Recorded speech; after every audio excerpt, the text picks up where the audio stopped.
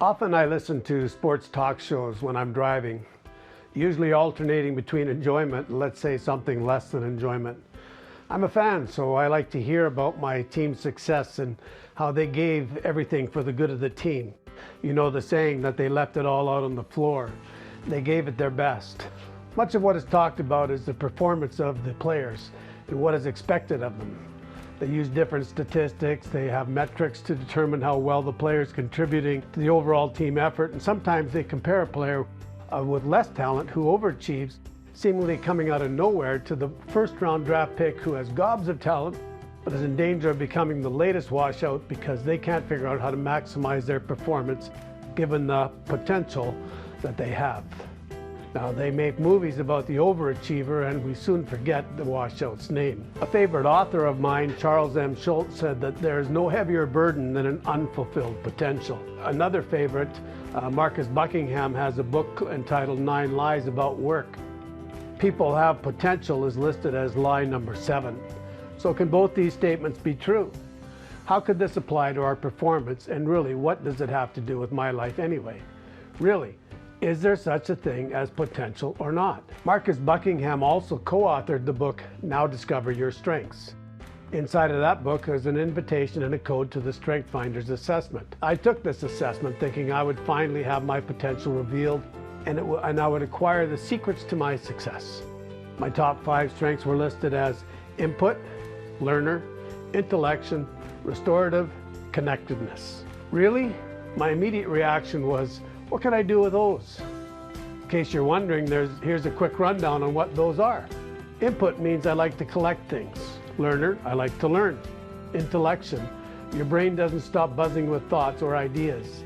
Restorative, you like to fix things, and connectedness means everything and everyone is connected. To me, they described my idiosyncrasies, but I did not immediately view them as strengths. Here's why they matter. When you take that exact same assessment, you'll come up with totally different results. In fact, the odds of anyone else in our world having exactly the same results are so astronomical and remote that it's literally impossible.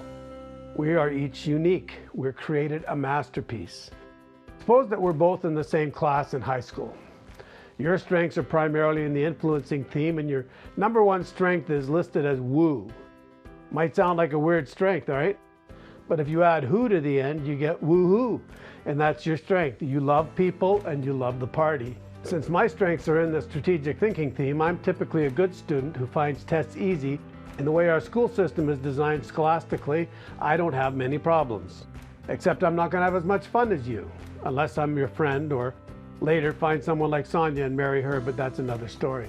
What happens is our system might label me as having great potential based on the metrics used for grading purposes.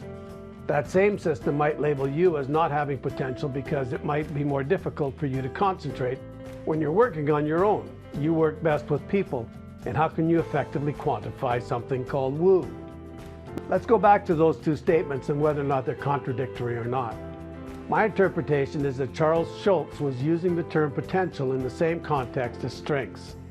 He wrote so much about how different we are in his comic strip Peanuts. Just look at the characters and see the great strengths that each one of them possessed.